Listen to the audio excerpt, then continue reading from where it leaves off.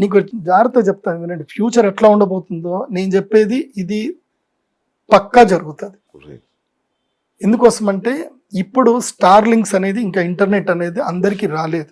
ఇప్పుడు పల్లెటూరులో ఉండేటువంటి వాళ్ళకి ఫోన్లు మాట్లాడడం వరకు ఉంది, కానీ ఫోన్లు మాట్లాడడం, ఛానల్లో వీడియోలు చూసేయడం వరకు ఉంది, కానీ ఫాస్టెస్ట్ ఇంటర్నెట్ ఇంకా రాలేదు. అండ్ ప్రతి చోటికి రాలేదు. ఒక్కసారి గనక స్టార్ లింక్స్ అని ఇంటర్నెట్, ఇది అమెరికా నుంచి వచ్చే ఏ ఇంటర్నెట్ కనెక్షన్ ఏదైతే ఉందో ఇది వరల్డ్ వైడ్ గనక ఇంటర్నెట్ కనెక్షన్, శాటిలైట్ కనెక్షన్స్ ఎప్పుడైతే వచ్చి వరల్డ్ ఏ మూలకు వెళ్ళినా నీకు ఇంటర్నెట్ ఫాస్ట్గా వస్తుందని ఎప్పుడైతే జరిగిందో అప్పుడు సిటీ రియల్ ఎస్టేట్స్ అన్ని కొలాప్స్ అయిపోతాయి. సిటీ రియల్ ఎస్టేట్ కొలాప్స్ అయిపోతాయి, సిటీలు మొత్తం కూడా నిర్మానుష్యంగా మారిపోతాయి. అదేంటి డబ్బులు నేను చెప్తున్నా కదా, ఈ రోజు ఈ పరాభవన సంవత్సరంలో ఎవరైతే దూర ప్రాంతంలోకి వెళ్ళి 10 ఎకరాల నుంచి 50 ఎకరాలు 100 ఎకరాల వరకు అగ్రికల్చర్ ల్యాండ్స్ పెట్టుబడులు పెట్టుకుంటారు, వాళ్ళకి ఒక 10 ఏళ్ల తర్వాత అది స్వర్గధామం అవుతుంది. అది స్వర్గం అవుతుంది. అది కూడా ఏం జరుగుతుందో చెప్తానండి. ఇంకొన్ని రోజుల తర్వాత 10 ఏళ్ల తర్వాత ప్రతి చోటకి ఇంటర్నెట్ వస్తూ ఉంటే ఏమైపోతుందంటే జనాలందరూ కలిసి కాలనీస్ క్రియేట్ చేసుకుంటారు. సపరేట్ సిటీస్ తయారవుతాయి. అంటే ఒక 1000 ఎకరాలు 1000 ఎకరాలకు సంబంధించి ఒక సపరేట్ గా వాళ్ళే ఒక కార్పొరేషన్ చేసుకుంటారు, వాళ్ళ పరిధిలో వాళ్ళు ఉంటారు. ఓకే, సో వీళ్ళు ఒక కరెన్సీ క్రియేట్ చేసుకుంటారు. ఈ కరెన్సీ నుంచి అంటే అక్కడ ఆ 1000 ఎకరాల్లో వాళ్ళే అక్కడనే పంటలు పండించుకుంటారు, అక్కడనే హెలిప్యాడ్స్ ఉంటాయి. ట్రాన్స్పోర్టేషన్ వాళ్ళ చెకింగ్ అయిన తర్వాత వాళ్ళ సిటీ లోపలికి రావాలి, బయటికి వెళ్ళడానికి లేదు. సపరేట్ యూనియన్లు తయారవుతాయి, సపరేట్ ఇవి తయారవుతాయి. ఎందుకోసం అంటే రోగాలు పెరిగిపోతాయి, క్రైమ్ దారుణంగా పెరిగిపోతుంది. సో ఆ క్రైమ్ ని తట్టుకోవడానికి ఇండివిజువల్ కాలనీస్ తయారవుతాయి. కాలనీస్ అంటే ఇంకా ఇండివిజువల్ సిటీస్ అన్నమాట. ఇది మాకు సంబంధించి మా కమ్యూనిటీ, మా గేటెడ్ కమ్యూనిటీ. ఇక్కడ మేమే ఎంపీనము, మేమే ఎమ్మెల్యే, మా మీద మీరు ఎవరు శాసించడానికి లేదు, మేము భారతదేశం కింద కూడా రాము అని వాళ్ళుగా వాళ్ళు ఇండిపెండెంట్ కంట్రీ కింద కూడా అనౌన్స్ చేసుకునే పరిస్థితులు భవిష్యత్తులో వస్తాయి. సో ఇది ఒక 10 ఏళ్ల తర్వాత ఇది రాబోయే పరిస్థితి, 10-15 ఏళ్ల తర్వాత. ఎందుకోసం అంటే 2045 తర్వాత మొత్తం స్థితిగతులన్నీ మారిపోతాయి. ఆర్థిక స్థితిగతులు మారిపోతాయి, ప్రజా జీవన విధానం మారిపోతుంది, ఇంటర్నెట్ అప్పుడు పూర్తిగా శాసించేది అవుతుంది. అప్పుడు సపరేట్ ఇండివిజువల్ కమ్యూనిటీస్ ఏర్పడతాయి, వాళ్ళే పంటలు పండించుకోవడం. ఎందుకోసం అంటే ఇప్పుడు మనం తింటున్న ఆహారంలో కల్తీ ఎంతవరకు లేదని చెప్తాం, 90% కల్తీ.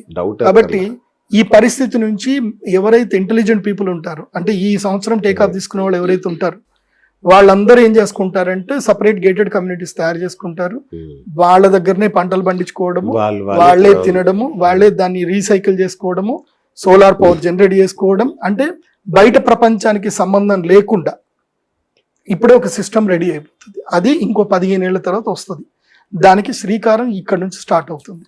సో ఆ 15 ఏళ్ల తర్వాత ఎవరి దగ్గర అయితే కాయిన్స్ ఎక్కువగా ఉంటాయి, ఏవి క్రిప్టో కరెన్సీస్ ఎక్కువగా ఉంటాయి, ఎవరి దగ్గర అయితే షేర్ హోల్డింగ్ ఎక్కువ కెపాసిటీ ఉంటుందో they are only the creators అవుతారు. కాబట్టి నేను చెప్పేది మేధావుల వరకు మాత్రం చాలా చక్కగా రీచ్ అవుతుంది, ఆలోచన విధానం వాళ్ళకి రీచ్ అవుతుంది. ఎందుకోసం అంటే కరోనా ఇప్పుడు వచ్చింది కదా, కరోనా లాంటి కన్నా దానికన్నా తాత వస్తుంది భవిష్యత్తులో. మనిషి దగ్గర మాట్లాడుకోవాలంటే భయపడే స్థితి. ఈ సంవత్సరం వాటర్ ద్వారా ఏదో జరగబోతుంది, అదే చెప్పబోతున్నా. ఈ సంవత్సరము నీటి ద్వారా, ఆహారం ద్వారా మూకుమ్మడి మరణాలు ఏర్పడే అవకాశం ఉంటుంది. నీటిని చాలా జాగ్రత్తగా సేవ్ చెయ్యండి, నీటిని కాపాడుకోండి, మీరు తాగే నీరు పట్ల అప్రమత్తత కలిగి ఉండండి. అందుకే ఈ సంవత్సరం అయినా సరే జాగ్రత్త పడండి. మీ ఇంట్లో వర్షం నీళ్లు సేవ్ చేసుకోండి, మీ ఇంట్లో నీళ్లు అది మీ కంటి పరిధిలో ఉంటుంది, భగవంతుడు ఇచ్చిన నీళ్లు కాబట్టి దాంట్లో కల్తీ ఉండదు. బయట నుంచి వచ్చే నీళ్లలో కల్తీ అవకాశం ఉంటుంది. నేను ప్రభుత్వాలకు ఇప్పుడే చెప్తున్నాను, ముఖ్యంగా హోమ్ మినిస్ట్రీ కూడా చెప్తున్నాను. I recommend to the home ministry kindly give full of security surveillance on the water bodies. ఈ సమ్మక్క సారక్క జాతరలో ఏమన్నా ప్రాబ్లం ఉందా? ఈసారి సజావుగా జరుగుతుందా? ఏమన్నా సమస్యలు ఉన్నాయి అక్కడ?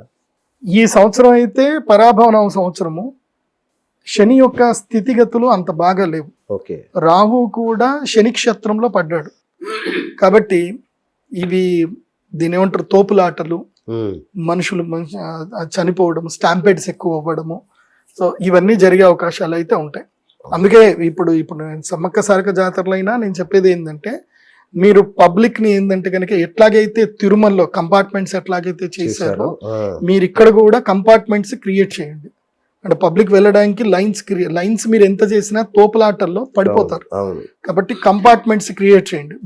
గ్రూప్ వైజ్ గా మీరు రిలీజ్ చేస్తే కనుక తోపులాటలు జరగదు. సమ్మక్క సారక జాతరలో కూడా మనం కొన్ని వినే అవకాశాలు ఉంటాయి. అది కూడా మెయిన్ గా స్టాంపేడ్స్ అవ్వడము. ఇంకొకటి కూడా మీకు తెలియదు, చాలా మందికి ఈ న్యూస్ కూడా బయటకు రాలేదు. ఈ సమ్మక్క సారక సంబంధించిన అడవి ఏదైతే ఉందో ఆ అడవి దగ్గర ఒకప్పుడు ఏం జరిగింది, పూర్తి అడవి మొత్తం కూడా ఏదో ఒక పెద్ద మిషన్ వచ్చి కంప్లీట్ గా కట్ చేసి పోయినట్టుగా అడవి అంతా కూడా స్మాష్ అయింది. దాదాపుగా ఒక 3 కిలోమీటర్ల రేంజ్ వరకు అడవి అంతా స్మాష్ అయింది. అంటే ఒక పెద్ద ఏరోస్పేస్ ఏదైనా సరే అది ల్యాండ్ అయ్యి టేక్ ఆఫ్ తీసుకున్నట్టుగా జరిగితే ఎట్లుంటుందో అలా మొత్తం అడవి అంతా కొట్టుకుపోయింది. అప్పట్లో చాలా మంది శాస్త్రవేత్తలు వెళ్ళారు, చూశారు, ఎవ్వరికి అదేం తెలియలేదు అసలు ఎందుకు అట్లయింది. పోనీ భూకంపం వచ్చిందా అంటే రాలేదు, వరదలు వచ్చినాయా, వరదలు రాలేదు. పెద్ద ఈదురుగాలు వచ్చి ఎంతో పెద్ద ఈదురుగాలు వస్తే తప్ప అది జరగదు. ఈదురుగాలు లేవు, ఏమీ లేవు. ఓ పెద్ద దాదాపుగా ఒక ఏరోప్లేన్, ఒక బోయింగ్ ప్లేన్ గనక వెళ్తే ఎట్లుంటుందో అంత మొత్తం కూడా అడవి అంతా మొత్తం ఫ్లాట్ గా కొలాప్స్ అయింది. అది ఏం జరిగిందో ఇప్పటికి ఎవరికి తెలియదు. సో ఆ అడవి కూడా ఒక మిస్టరీయే, అది బాగా గుర్తుపెట్టుకోండి. సమ్మక్క సారక ఉన్నటువంటి అడవి ఒక మిస్టరీ. అది ఆ మిస్టరీ ఉన్న అడవిని ఎప్పుడు పాడు చేయకండి, దాన్ని ఆ అడవుల్ని కూడా కాపాడండి, దాన్ని మిస్టరీని పాడు చేయకండి. అదొకటి చాలా జాగ్రత్త. అట్లాగే పూరి జగన్నాథ్ ఆలయంలో గరుడ పక్షి అనేది చెప్పారు మీరు. అవును, ఏంటి అదేంటి, అది కూడా ఒక విపత్తుకు సంకేతమా? ఎస్. ఇప్పుడు మనం చిన్నప్పటి నుంచి మనకు ఒక సూచన, మన పల్లెటూరులో ఉన్నప్పుడు మనకు సూచన, ఎక్కడో ఒక చోట గద్దలన్నీ కూడా కలిసి తిరుగుతున్నాయంటే అక్కడ ఎవరో చనిపోయారు, ఏదో చనిపోయి ఉంటేనే గద్దలు తిరుగుతున్నాయి అని మన కామన్ గా సెన్స్, అది కామన్ సెన్స్. సో అసలు మీరు ఎప్పుడైనా చూడండి, స్వామివారి యొక్క శిఖరం పైన పక్షులు తిరగవు, పక్షులు వాలవు. మీరు ఎప్పుడు వెళ్ళి చూసినా, నేను అక్కడ ఉండి మరీ చూశాను కదా, అక్కడ పక్షులు ఎగరవు, పక్షులు వాలవు కూడా. ఎందుకోసం అంటే అది విమాన గోపురం మీద దాని యొక్క రేడియేషన్స్ భయంకరంగా ఉంటాయి కాబట్టి పక్షులు వెళ్ళవు. అది విమాన గోపురం అని చెప్పి పక్షులు వెళ్ళవు. అలాంటి పూరి జగన్నాథ స్వామి దేవస్థానం మీద గరుడ పక్షులు, అది మామూలు వేరే పక్షులు అంటే గరుడ పక్షులు, శ్రీ మహావిష్ణు వాహనమైన గరుడ పక్షులు వచ్చి అక్కడ తిరిగాయి అంటే అది భవిష్యత్తులో వినాశనానికి సూచన. సో నేను అదే చెప్తున్నా కదా, పూరి జగన్నాథ్ దేవస్థానంలో కూడా హారతి ఎప్పుడు కూడా ఆరిపోదు. అంత ఉన్న హారతి సడన్ గా ఒక్కసారి ఆరిపోయింది. అది ఒకటి. ఒకసారి హారతి ఆరిపోవడం జరిగింది. దానికి సంకేతము అన్ని ఉన్నాయి. దీనికి ఏంటంటే దేవ ప్రశ్న అని ఒకటి ఉంటుంది, అది వేసేవాళ్ళు చాలా తక్కువ మంది. మేము ఆల్రెడీ ఆ దేవ ప్రశ్న వేసి ఎందుకు ఇలా జరిగింది, ఇప్పుడు నేను అది కూడా ప్రెడిక్ట్ చేశాను. పోయిన సంవత్సరము పూరి జగన్నాథ్ స్వామి యొక్క ఆలయం మీద ఉండేటువంటి జెండాను గరుడ పక్షి ఒక 3 రౌండ్లు తిరిగి సముద్రం వైపు ఎత్తుకొని పోయింది. అది ఎందుకు జరిగింది అని చెప్పినప్పుడే నేను క్లియర్ చెప్పాను, రాబోయే సమయంలో మత కల్లోలు ఎక్కువగా ఏర్పడతాయి, మతానికి సంబంధించిన హత్యలు ఎక్కువగా జరుగుతాయి, కాబట్టి అందరూ శాంతనంగా ఉండండి, అది ఏమైనా జరగవచ్చు అని చెప్పాను.